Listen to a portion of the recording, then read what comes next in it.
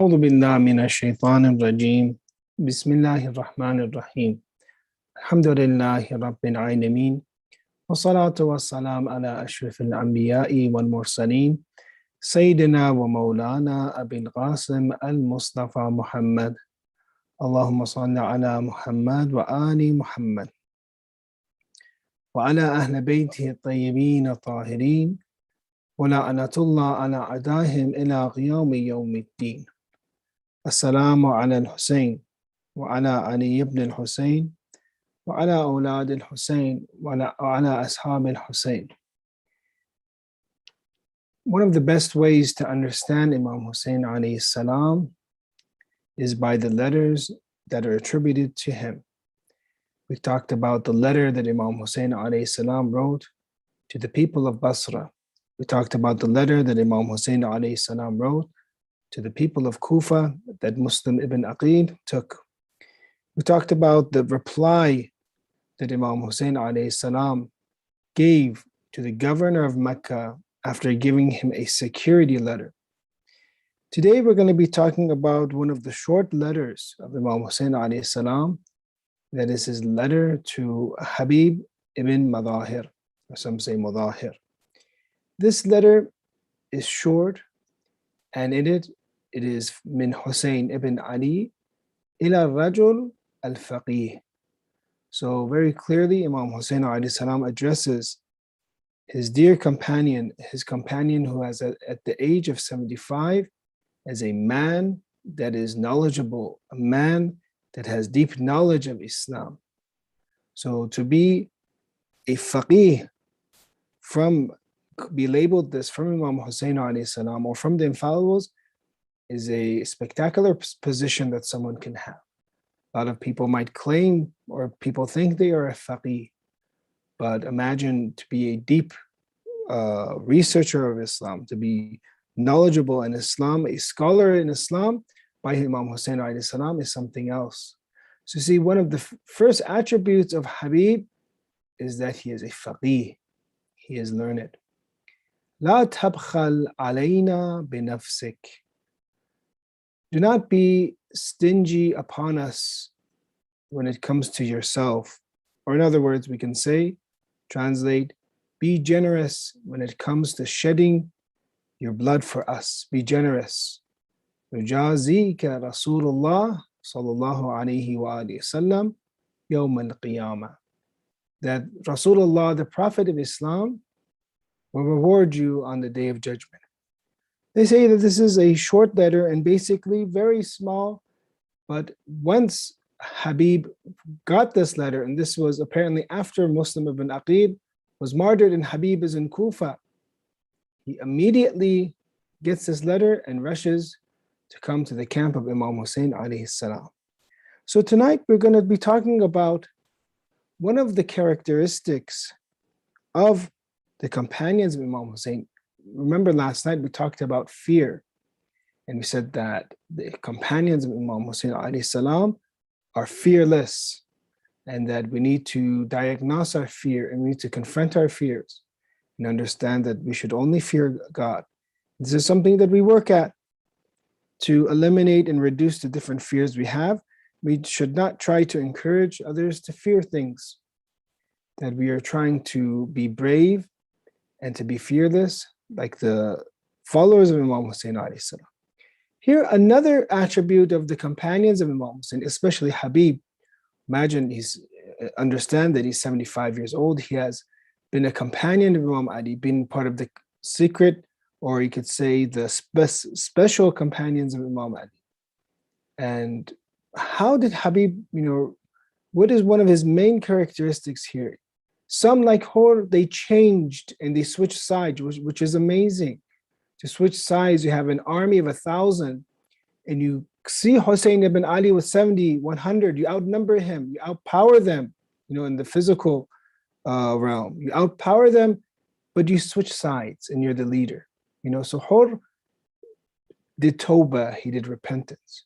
But Habib was a memorizer of Quran, was with Imam Ali, was in the battles of Imam Ali. He's a commander of Imam Hussein. One of the left side, I believe, of the army of Imam Hussein is by Habib. So therefore we understand that he had thubat in religion. He had a firm step. He had stability. And this is what makes Habib Habib, that he was firm when it came to his wilayat of Ahlul Bayt alayhim salam.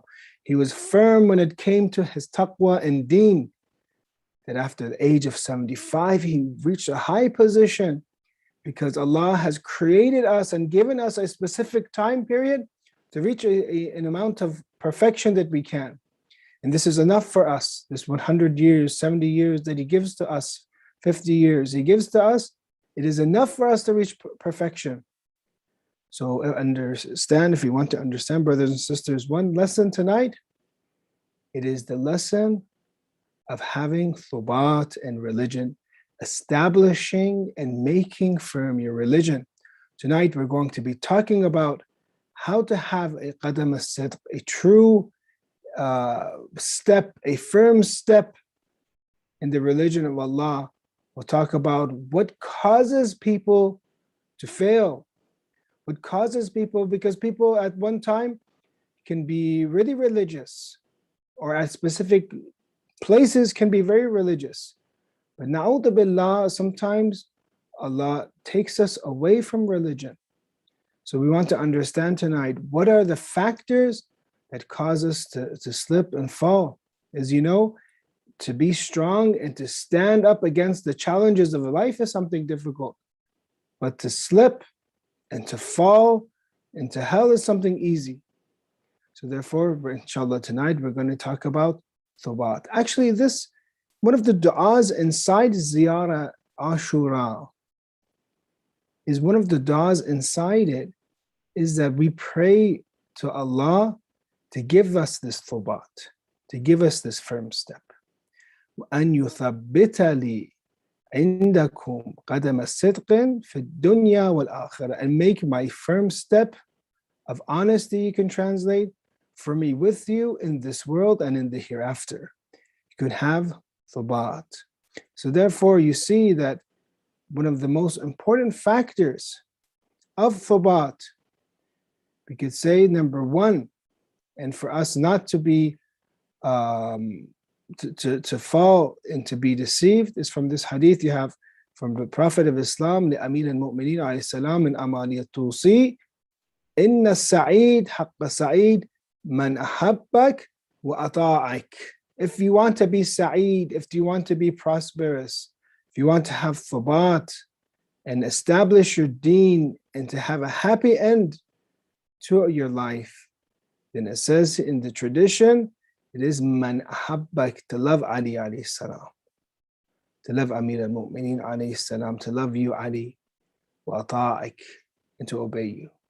So one of the firm steps that we take is to make our lifestyle full of wilayat, to understand we have an imam, understand we have a wali, who's imam of the age. Today was the day attributed to Imam Mahdi, that we are thinking of him, we are contemplating about him, we are connecting to him, we are giving gifts to him. When we recite the Quran, we give gifts to him, to his father, to his mother. We're trying to make him happy, we're trying to get his attention so that we can remain guided. So the best way to be Sa'id is to make wilayat in general. What you learn from Ashura, Habib did not leave Ali alayhi salam. Habib did not leave Imam Hussein alayhi salam. What these companions did is they understood who the Imam of the age was, and they stood by him. They had thubat in religion. They loved them. They loved Imam Hussein alayhi salam. They loved the family of Imam Hussein, the children of Imam Hussein alayhi salam. So what causes some to fall? We've all seen people, and maybe sometimes, na'udhu billah, even ourselves, we have ups and downs. And we all have challenges in our lives. And what causes us to fall? What causes us to fail? Because all of us want to have a good end to our life and understand that the most important thing for us is a husnul aqibah, is a good end to our lives. But how can we guarantee ourselves that, na'udhu billah, that we don't fail? One thing we have to understand is, and if we don't do this, then religion will not really, won't reap the fruits of religion, is that, look at the story. Let me teach by, or explain by story. We have in the Quran, Bal'am Ba'ura. He was of the Bani Israel. You see in the Quran that he has been given a gift. He lived during the time of the Pharaoh. And you see that Bal'am, it says in the Holy Quran, we read, وَاتْلُ عَلَيْهِمْ نَبَأَ الَّذِي آتَيْنَاهُ آيَاتِنَا. O Muhammad, Allahumma salli ala Muhammad wa ali Muhammad. Recite to them, teach them the news of this person, which his name is Bal'am from Hadith, who we gave him of our signs. He was given of the signs of Allah in the Quran. What kind of signs was he given?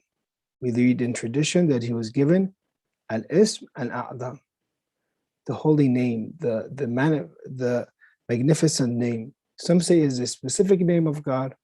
Some say is a position, but we can say that it is a power that when a person has, they have power over the universe. So he was given of ayatana, of our miracles, of our signs. But what happened to Bal'am? It says, فَانْسَلَخَ مِنْهَا فَأَتْبَعَهُ الشَّيْطَانُ فَكَانَ مِنَ الْغَاوِينَ. So he became attached from himself, but he detached himself from them. So Satan pursued him and he became of the deviators. وَلَوْ شَأْنَا لَرَفَعْنَاهُ بِهَا وَلَكِنَّهُ أَخْلَدَ إِلَى الْأَرْضِ وَاتَّبَعَ هَوَاهُ. And if we had willed, we could have elevated him thereby. We gave him Ism al-Azam, we gave him a high position.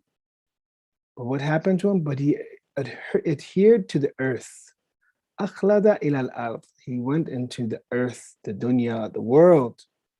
وَأَتَّبَعَ هَوَاهُ. And followed his own desire. So you see that we have this conflict in us. Conflict of temptation, conflict of lower desires, things that we want in this world. And sometimes they are confront what Allah wants from us. Every day we are tested, if you think about it. Every day we are tested with something that can be haram for us, something that we have to perform, which is wajib. And every day we ask Allah to help us so that we can fight our nafs and perform His obligations. If we don't realize how important it is to fight against our desires, especially what I'm specifically going to be talking about is the wajibat and muharramat, you understand that you will be taken away from that thabat and that being established in deen. That slowly and slowly, a person that even like Bal'am Ba'ura, who had a sign, had of the signs of God, had the Ism al-A'zam, that he fails and that he followed his nafs slowly and slowly. We look at our own lives. Every day there are things to see. Every day there are things to hear. Every day there are things that our hearts can be attached to. And if we aren't careful, and if we don't train ourselves, that when there is a red light, we have to stop, then there will be no purpose in our ibadah, no purpose in our worship. Because we do whatever we want. Religion becomes something that is from the nafs. If you like it, if you feel spiritual, if you like it, yes. But some types of acts of worship might not be enjoyable. They might not be very easy to do. But you have to do them. You have to perform them. And that person that steps against their nafs, that is the successful person. I had a family member that once, we believed that he had very high positions in spirituality. And once, just in the business world, just to show you what levels of jihad and nafs and fighting against the nafs that some practice. A lot of us, we have investments sometimes. We buy things. We don't know where, we don't want to stick with the dollar. It seems like it's going down, inflation. And so a lot of people are investing in different things to keep the value of their money. So we don't want our stocks, our investments, different things that we bought to go down in value. And we check them all the time and we say, they're appreciated, we're happy. But once a this person sold Persian rugs, and Persian rugs became very expensive the next day. He lived in a country where there is, inflation, and every day things would increase and change. The next morning, it almost doubled in price, say. And it was the next morning, and a customer comes. He says, "How much is this rug?" And he tells him the price of yesterday, not the market price. He says, "How much it is?" And the guy, was probably surprised, like, what a deal. Or maybe he didn't even know, and he buys the rug and goes. And those that worked with him was saying, "What are you doing? The prices went up yesterday." He says that, to his partners, "If I'll give you your share, but this is for myself. This is something that I did myself." And they kept asking him basically, why did you do this? Why did you sell at half price? He said that this commodity, the rugs, when they became expensive, he has a lot of rugs. I figured, I became happy that my wealth increased. And it is by the expense of the people. When you have inflation like this, people are going to be hurt and they can't afford rugs anymore. But those that own it are going to be happy. And because my nafs became a little happy, I wanted to punish it. I wanted to punish my nafs so that it does not become happy with this. So you see that there's a whole another, I don't say that I practice this level of jihad and nafs. No, I'm happy. If I make money, I'm very happy. I'm super happy. But I'm just saying this, so there are levels that people reach where it's completely different than what you learn at business school, what you learn in marketing, what you learn in investing and stocks, is that there's a level of jihad and nafs and spirituality that those that are close to Allah, they understand. They're always fighting with themselves every day. And that's how they choose the action that has ikhlas. That is how they get sincerity. Because, أفضل الأعمال أحمزها. The best of actions is the most bitter of those actions. And they're always fighting with their nafs. Sometimes, it doesn't always have to be with food. It doesn't have to always be with money. It can be with your time. Sometimes you have things that are much easier. Your family, it's comfortable. If you wanted your nafs to be very comfortable, it would like to lie down and sleep and chill the entire day. But sometimes you have to fight against your nafs and you say, "I have extra time. Let me, give this, let me teach, let me study, let me help out in the center, let me clean out the center, and let me volunteer to do something for the majlis of Imam Hussein alayhi salam." Actually, I apologize because the majlis of Imam Hussein has just so much attraction that it's actually, you have to maybe fight against your nafs so you don't do it. It actually has so much attraction that you just want to volunteer to do anything for Imam Hussein alayhi salam. You want to give your entire life for Imam Hussein alayhi salam. Especially when it comes to Muharram, you promise yourself, Imam Hussein, when Muharram comes, everything that I have, I'll give to you, all my time, I'll volunteer. Anything that the center needs or centers need, I'll help out. So we understand that there's a different level of fighting against the desires that we might not be used to because we live in a society that's always promoting the nafs, me, my ego, my lower desires. And it's hard for me then to sacrifice. It's hard for me to choose the difficult deed. Sometimes there are no volunteers. And, the same person has to volunteer over and over. And sometimes the family even gives them a hard time. Say, "Why don't you spend more time with us?" But they have to decide how to balance that with that sacrifice that they're going to do for Imam Hussein. Remember, Ashura is about sacrifice. Yes, we all have family, we all have obligations. Yes, very good. But you understand that Imam Hussein gave everything for Allah. Imam Hussein in front of him gave Ali Akbar. Imam Hussein gave Ali Asghar. He brought his family, he brought his sister to Karbala. Everything that he had, he gave in the way of Allah. So Muharram is more about, leaving, and when you're participating, when you're helping out, leaving the nafs alone. because Imam Hussein alayhi salam didn't have anything else that he could give. He gave everything. It ripped out his heart. I don't know if you've seen some of the statement that Imam Hussein had for Ali Akbar, that after, Ashbahun Nas khalqan wa khulqan, the most similar person to Rasulullah dies in front of him, and it was his son. Ya Ali ba'daka al-afa ala dunya al-afa. Oh Ali, after you, may afa be on the world, may dust be on the world. This is a doomed world for me after you, Ali. Tonight we're going to mention, inshallah, we're not going to get into the musibat already, but we'll mention tonight some of the mothers of the shuhada tonight, inshallah. Some of the mothers will dedicate tonight, inshallah, to the mothers, because that love of that motherly love is different. That motherly love that they spent raising the children sleepless for years, not sleeping, and being tortured and worrying about their children all the time, and then giving that child and watching that child go to the battlefield and never coming back. We'll be talking about this. So Karbala is about fighting against the nafs.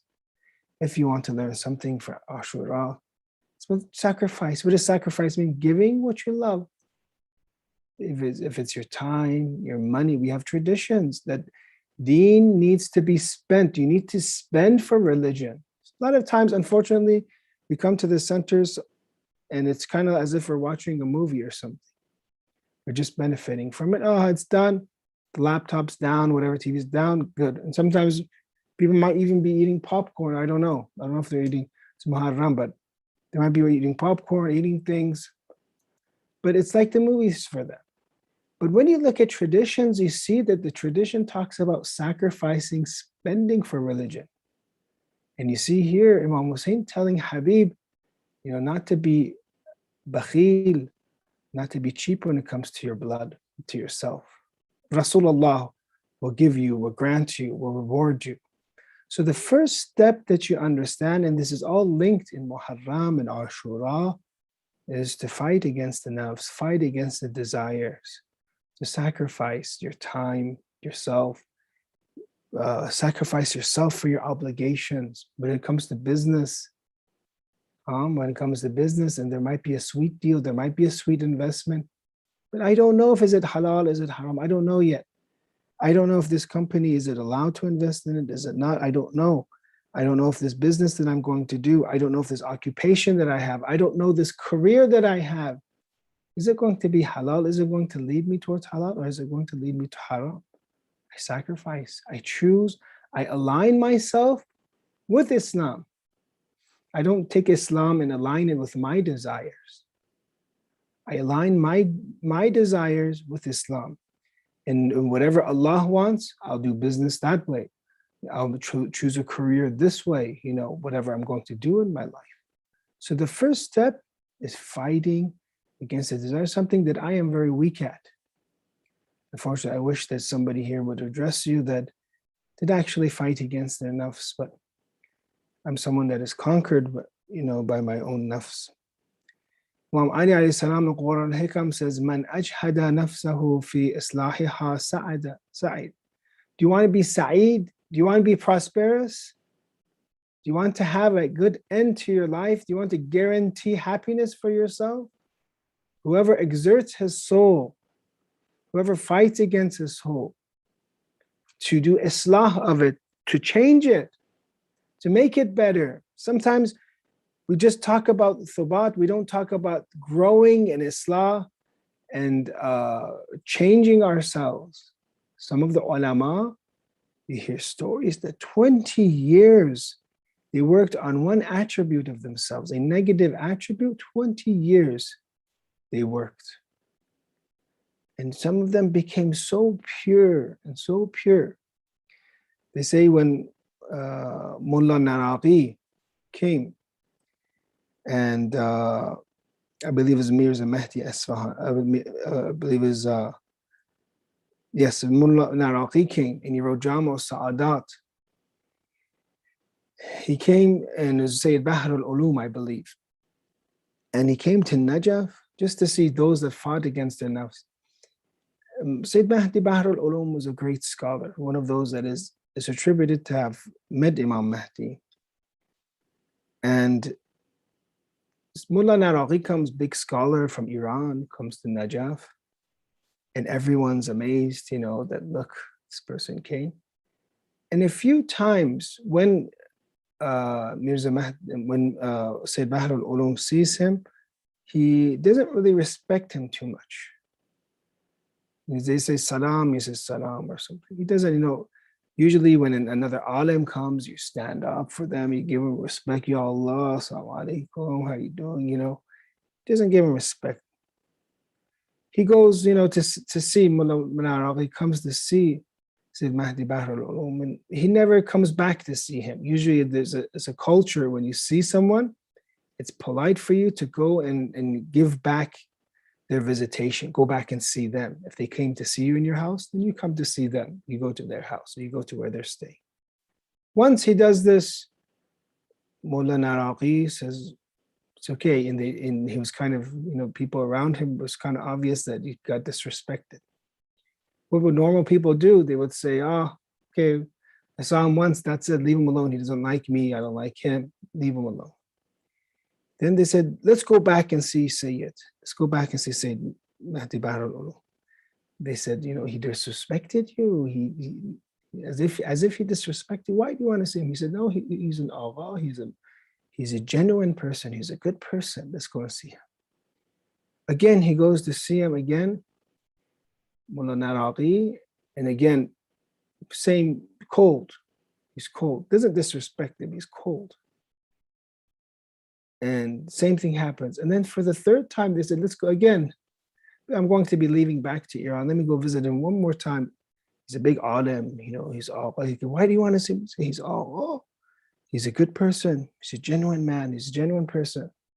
So he goes for the third time. This time when he comes to visit him, Sayyid Mahdi Bahr al-Ulum, it is said that he came all the way with barefoot to see Mullah Naraghi. To receive him barefooted. And he was surprised, well, what's going on? He says that I came to test you. That this book you read, Jama'atul Sa'adat, is a book of akhlaq. I wanted to test you and shake you to see, what's in you. Is there, you wrote about, for example, humbleness in your book. I wanted to see, are you humble? You wrote about forgiveness. I wanted to know, will you yourself forgive people? You wrote, for example, you wrote about ikhlas and sincerity. I wanted to see, did you really practice sincerity? And I noticed you are everything, what you wrote in your book. You practice your book. So he came barefooted to him and saw Mullah Naraghi, that he was a manifestation of his book of akhlaq, of ethics. So these ulama, they worked on themselves. They saw what attribute they had, and they had jihad against their nafs and to do islah, to reform themselves. Brothers and sisters, in this Muharram, each and every one of us has vices, has problems in our akhlaq. Some of us, it might go back to that faculty of anger. Someone like me, I'm Seyed, Seyeds get angry. Some, it might go back to passion and shahawat. Some might go back to the imagination. But we all have vices and problems, and we need to analyze ourselves, do muhasabah, and see what are we weak at. Ask maybe some of the elder brothers to analyze us and to give us, what do you think I should change? I'm speaking, I am the worst of all. If I went to somebody and said, do islah, they'd write a list this long all the way. They'd keep writing until the day of judgment. But this is what we're talking about. The first step that we see Habib and those that have thubat is that they fought against their nafs. They fought against their desires. Everybody wants to live. Nobody wants to die. Nobody wants to get hit by swords.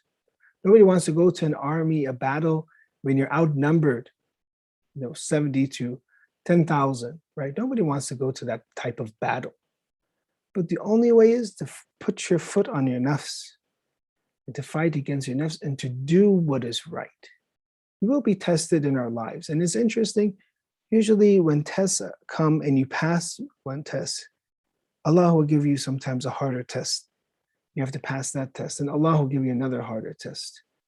So, learned in this Muharram, the camp of Imam Hussein is the camp of Tahdibun Nafs, are those that have refined themselves and perfected themselves against those, the Yazidis, that let their nafs go from Yazid to Ubaidullah to Umar ibn Sa'd with the government of Ray. They let their nafs go to the material. They went, as how the Quran mentions, أخلد إلى الأرض وأتبع هواه, that they instead adhered to the earth and followed their desire. So this is the first step to guarantee that inshallah we will be guided, we will remain guided inshallah, that we will be with Imam Hussein in the dunya and in the akhirah. Step number 2, one of the problems that a lot of us have, after you become religious, you've been practicing, you've been wearing hijab, doing salat, you feel that you're invincible, you feel that you won't be misguided ever again. You feel that you're safe. You're safe from all these dangers, even though you don't realize that this world is a dangerous place. 1 second, we can mess up and get hellfire for ourselves. Look at the hadith from the Prophet of Islam. لا يزال المؤمن خائفا من سوء العاقبة. A mu'min doesn't cease to fear from an evil ending to his life. The mu'min always has this fear. We talked about fear. This is good fear. We have negative fear and we have good fear. Now, I hope last night, I was thinking today that I hope last night when I talked about fear and being fearless, that doesn't mean that someone's careless. You have to take all your precautions in this world. You have to actually be the most safest and the most logical. Whenever you want to do something, you have to do the most due diligence and the most amount of research. But these are things that when they said fear is when you're fearing, that the recompense of things. You're fearing not that fear is preventing you from performing something. Yeah, I'm talking about that fear, not that you should be so reckless that you don't have any fear. You're so reckless that everyone says, for example, stay away, you'll get sick, or you get others sick, and you don't have any precautions. You're careless. You don't care about people. I'm not talking about that type of fear. You should do due diligence. You should take precautions, but I'm talking about you shouldn't be afraid. You shouldn't be worried. So when you look at here, this is actually here you should be worried. Here inside you have this constant, worry, what will happen to me? Can I ask you something? Does anybody right now know if they're going to heaven or to hell? Does anybody have a letter from Allah somehow or from Jibreel that I'm going to heaven? It's like a pass, get out of jail free pass or something. Nobody has this pass. Nobody knows. It's a mystery. It's meant to be mysterious for us. If it wasn't mysterious for us, then we would become arrogant.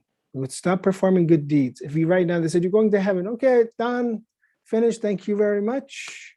That's it. Goodbye. I'm going on vacation. No. If you tell the good people you already passed, then what's going to happen is they're going to stop trying. If you tell those that are evil that they're already failed, and then they will never seek repentance. Then they say, oh, it's too late. Okay, let me just be as bad as I can. I'm going to hell anyways. So none of us know where we are going. None of us know our aqibah. But one of the good ways for us to promise and to monitor ourselves, to make sure we are, inshallah, like Habib, that after 75 years, his last action becomes his best action ever. We're just going this way, towards Allah. So we understand that we never feel safe. One of the afat, there are hadith that has each action has an afat, each action has a disease. One of the diseases of worship is arrogance. And sometimes you see, especially when you live in a society where, everyone, even if there's mu'min, everyone's at, a normal position. You don't see high greats, high people that have really super high, it's hard for yourself to, when you see everyone at a normal stage, in a basic stage, sometimes then if you get a little bit more spiritual, you do a little bit more worship and nobody else is doing this worship, you get a little bit arrogant. So this worship that we do makes us arrogant. And we have to be very careful. We're trying never ever to think that we are safe. I remember our teacher, Sheikh Ahmad al-Mushtaidi, he established a hawza for 50 years. He trained students and his students trained students. And imagine every student is for him reward. Even now, we're here in the US, I'm mentioning him in the minbar of Imam Hussein alayhi salam. After years that he's passed away, he's just getting reward all the time. But he would always say this, basically, what would we do right now if Israel came to get our lives? Right now. And he would say, I don't have anything. I am empty-handed. The scholar, trained so many other scholars, and he gets a share of them in the grave. And he says, I am empty-handed.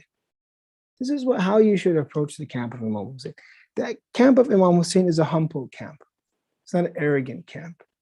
Leave, being arrogant and prideful to the Yazidi camp. This camp is the humble camp. This camp is the camp that they see themselves as nothing. But when Allah looks at them, they're the companions of Sayyid al-Shuhada, the best companions. So we're going to wrap up, inshallah, tonight. We're going to read to you a few other pointers, a few other hadith, inshallah, about how to guarantee our prosperity, how to have thubat when it comes to our religion. And therefore, we understood in general, that first guideline I gave you in general is to love Ali alayhi salam, love your imam, and obey your imam. This is one of the most important keys that we have to guaranteeing ourselves, is having a wala'i lifestyle. Your lifestyle is with the Hussein. You cry for Imam Hussein, you love Imam Hussein. One of the things I was actually, kind of upset is sometimes you just see in the community or others that, I know it's hard and I know we're far, but sometimes there's a lack of will to visit Karbala, to go to Karbala. Sometimes you don't see it as much. People die and cry to go to Karbala. This is how it should be. I didn't go to Karbala for 2 years because of coronavirus. And when you go there, you realize how much you missed, how much you were deprived. 2 years without going to Karbala. How devastating it is for your soul. How you need that energy again, how you need to be charged again, how you need Karbala. And I don't know if this is right or not, but some could say that if I don't have these shrines and I don't visit the imams, maybe, my life is worthless without them. My life, I have value, Imam Hussein, when I come to visit you. Imam Hussein, what is your shrine that Imam Hadi alayhi salam becomes sick and has one of his companions go to visit the shrine of Imam Hussein alayhi salam and make dua for the Imam? He tells him, you're a shrine yourself, you're Imam yourself. Why do you want me, a non-infallible, to make dua? And he says that Allah likes to answer certain du'as in certain places. Imam Hadi alayhi salam from Samarra wanted his dua to be answered in Karbala. This love of Karbala. So that is when the first step is that wala'i lifestyle, that you want to visit Imam Hussein, you want to be with Imam Hussein no matter what. You want to cry for Imam Hussein, you want to serve Imam Hussein, you want to serve the servants of Imam Hussein alayhi salam. Your heart catches on fire. This is what we're trying to gain. And that is the first step. That is how Habib was, whatever his imams. The other, we talked about fighting against nafs and the lower desires. Third, we talked about feeling safe, feeling that we are safe and that we're not khaif anymore, afraid of what's going to happen. A few other notes, and we'll end, inshallah. Imam Ali alayhi salam says, "I'malu bil-ilm tas'adu in Quran al-Hikam." Act upon knowledge, act in accordance with knowledge, and you will prosper. You'll be Seyed. you'll be in felicity, you'll be in happiness. اعملوا بالعلم, act in accordance with knowledge. ما توجب السعادة, act, act, act. And I'm telling myself, whatever you know, you act, you think it's good. It comes to your mind, you do that. No, it feels good to do this dua. I have this practice, I do this dua, I do it. Jalis al-ulama tas'ad. Sit in the company of scholars and you will prosper. Be around good people, be around knowledgeable people. You will be prosperous. You will not be led astray. If every day, once a week, twice a week, we're with the majlis of the ulama, you get their admonition, you get their advice. We need to hear that advice to prosper. There's not a need. Everybody needs maw'idah. There's a need for everybody needs to get advice weekly. I would recommend once a night. We had in the Hawza when we with Sheikh Ahmad al-Mushtahidi, every night he would have class for seminary and non-seminary students. Every night he would have musibat of Imam Hussein alayhi salam or Ahlul Bayt alayhi salam. Tears every night, hadith every night, maw'idah every night. Then it's hard to be led astray. Every time you're getting advice, you're getting refreshed. And then in the morning, you're thinking of what was that hadith? You're teaching that hadith again. So you're always constantly in your mind, in your heart, are these beautiful words of Ahlul Bayt. Because what we're saying here, don't look at me. Just look at these hadith. These are from Imam Ali. We're just sitting together, non-formally and just reading hadith of the Ahlul Bayt, of Ahlul Bayt alayhi salam. So sit with accompany the ulama. If you can't accompany them, accompany their books. Read their books. Read the books of the ulama. It's incorporated in what it has is the hadith inside. The Quran. This is going to guarantee that you're a prosper, inshallah. Other hadith. في لزوم الحق تكون السعادة. Adhering to the truth, whatever the truth is. Whatever is right. Sometimes, the truth is bitter, but you have to do what's right. You have to defend people, defend the mazlum, defend the oppressed, sacrifice for the oppressed. Then they'll say, look at him. Allah will look at him. He defended the oppressed. I'm going to defend him. I'm going to help him. Own a da'if sadaqah. Helping the weak is sadaqah, we have in hadith. It's charity. Charity is not just money and, which is good. Giving money is sadaqah, right? Helping the weak, own a da'if sadaqah. Take account over himself, who prospers. Man hasaba nafsahu sa'id. A person that always is monitoring themselves, always. They know they're careful. It goes down like you monitor your business, you monitor your income. If you're going down in credit and cash, it's danger. Reminding yourself, well, how's my spirituality level? How's my akhlaq level? What are my faults right now? And we talked about the last is man ajhada nafsahu fi islahiha sa'ad, man ahmala nafsahu fi lidhatiha shaqiya wa shaqi. Whoever exerts his soul to improve it is going to be prosperous. This is a hard journey to fight and to seek knowledge and to refine yourself. It is a hard journey. It's going to have to be, a jihad of nafs, fighting against yourself. But those that ahmala means to leave it alone, to neglect your soul. You just leave it alone, let it be. Don't care. You leave yourself alone. Man ahmala nafsahu fi lidhatiha, in its desires, shaqiya, will become wretched. So inshallah, we learned one of the important letters of Imam Hussein alayhi salam to Habib min Hussein ibn Ali ila rajul al-faqih, the knowledgeable person. La tabkhal alayna binafsik. Don't be cheap, you could say, when it comes to yourself and spending your soul. Spend your soul in our way. Yujazika Rasulullah. Rasulullah will give you, inshallah, a reward, inshallah, in the day of judgment. We talked about thubat. We talked about tonight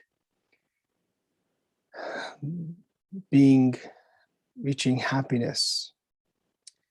We said that fighting against the nafs is one of those things that guarantees our happiness, inshallah. One of the hardest tests of Karbala was the test of the mothers of Karbala. You see, Ali Akbar had a mother, Layla. Ali Asghar, who was the mother of Ali Asghar, Rubab. You see other people, for example, the son of Qasim, Farwa. But there's another mother in Karbala, and that mother is called Masa'ib also, the mother of misfortunes. She has Awn and Muhammad to give. Because her husband, Abdullah bin Ja'far, that we talked about, he couldn't come. For whatever reason, he didn't come to Karbala. But Lady Zainab, alayhi salam, it has, that Abdullah told Awn and Muhammad to go and assist Imam Hussein. He sent his two sons. And this is the time that Lady Zainab, alayhi salam, is going to be watching these beautiful children of hers go to the battlefield. So you see, after Imam Hussein alayhi salam went to Mecca, to Kufa, Abdullah ibn Ja'far wrote a letter to the Imam and advised him not to go, but instead sent Awn and Muhammad. On the day of Ashura, after Muhammad was martyred, Awn went to the battlefield and made a battle cry. He went and talked to him, if you do not know me, I am the son of Ja'far, a true martyr who is in the shining paradise, who flies there with green wings. His grandfather is Ja'far al-Tayyar, who was martyred in the battle of Mu'tah. This honor is enough on the day of judgment. Then I am from Ja'far al-Tayyar. According to Ibn Shahr al-Shub, he kills 3 horsemen, 18-foot soldiers from the army of Umar ibn Sa'd, but was finally martyred by Abdullah ibn Utbah. We read about him in Ziyad Nahiya, mentioning him. But one thing that we understand that I heard is that when Imam Hussein alayhi salam, his companions would become martyred, it was Lady Zainab that would come to get the bodies, to bring it back to the tents so they wouldn't be disrespected. They say that when her sons, Awn and Muhammad, peace to all the mothers of the shuhada, all of those that had given their children in the way of God, when Awn and Muhammad were martyred, they say that there she did not come forward. Why? Because they say that they didn't want Imam Hussein, she didn't want Imam Hussein to be embarrassed to see Lady Zainab. Imagine Imam Hussein seeing his sister dragging the dead bodies of her 2 sons. How embarrassed would Imam Hussein, how would that make Imam Hussein feel? That she came for all the shuhada, but she didn't want to harm her brother, hurt her brother, and to agonize him even more, to watch his dear sister be in the pain of dragging these 2 beautiful martyred sons to the camps. Ya Allah, inna lillahi wa inna ilayhi raji'un. Ya Allah, we ask you, because of the musibat of Lady Zainab, the musibat of a mother. Tonight you said Awn and Muhammad, it is the musibat of Lady Zainab. We ask you, inshallah, there are many people right now, especially the Shia, that are in trouble. We really are worried about our Shia brothers right now in Afghanistan. What's going on in Afghanistan with Taliban taking control over the country. May we do dua, inshallah, Allah protect them, inshallah. We're worried about a lot of our Shia brothers in different countries, especially right now in Iran, where around 500 are dying a day because of COVID. And wherever our Shia brothers are, in Lebanon, in Bahrain, in Iraq, in Pakistan, India, in Kashmir, in Nigeria, in the US, in the UK, wherever throughout the world they are, whatever country I didn't mention, Ya Allah, help them and help all the lovers of Imam Hussein alayhi salam, bihaqq Seyed Zainab alayhi salam. Ya Allah, give us ziyarat of Lady Zainab, inshallah. Give us ziyarat of Lady Ruqayya, inshallah. Give us ziyarat of Imam Hussein, inshallah. Give us thubat in religion. Give us a good end to our lives. بحق محمد وآله الأطهار. اللهم صل على محمد وآل محمد وعجل فرج.